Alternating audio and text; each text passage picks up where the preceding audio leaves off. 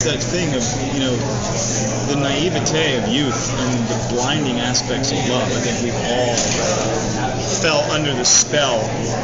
They don't call it falling in love for nothing. It's not like, you don't fall out of bed in the morning. You don't fall down the stairs to breakfast. You don't fall into your car. You walk or you stroll. So I think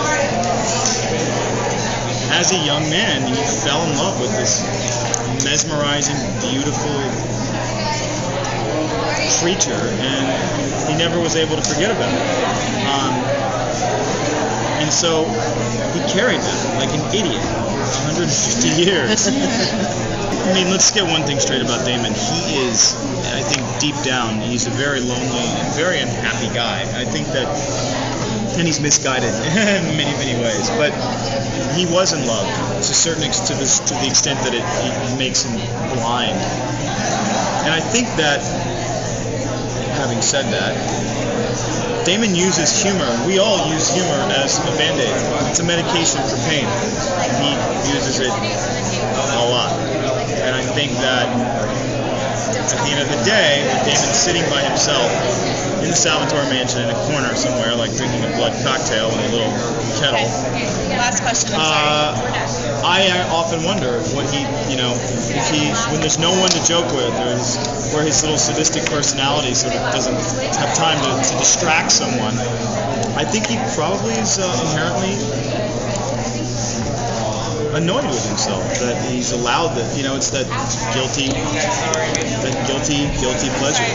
I think I have the coolest characters on TV right now, because it's so hard to find one person to play that's multidimensional and fun and has a lot of layers, and I've found two, and they're so different and opposing, and I get to be nice and sweet and crazy and psychotic at the same time. A lot of it is not preparing to an extreme. Like, you have to be real, and that's what I think. Lena's a real girl, and I try to be as natural as possible with her. And for Catherine, I get to just be as free as I want to be, because she's unpredictable, and I don't want to plan anything too much before it happens. Well, I don't want to give too much away, but I will say that what we do go into 1864 probably. I think it's our fourth episode. It's our first flashback episode.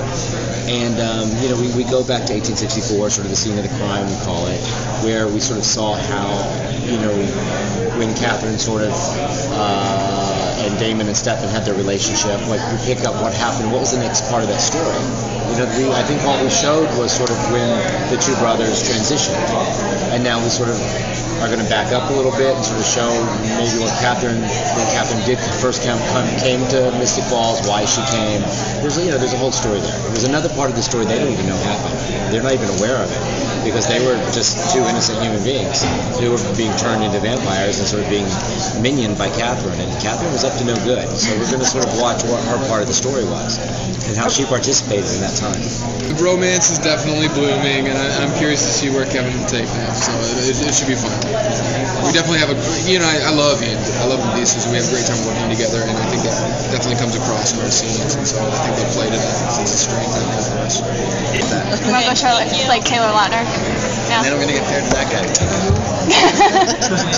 guy.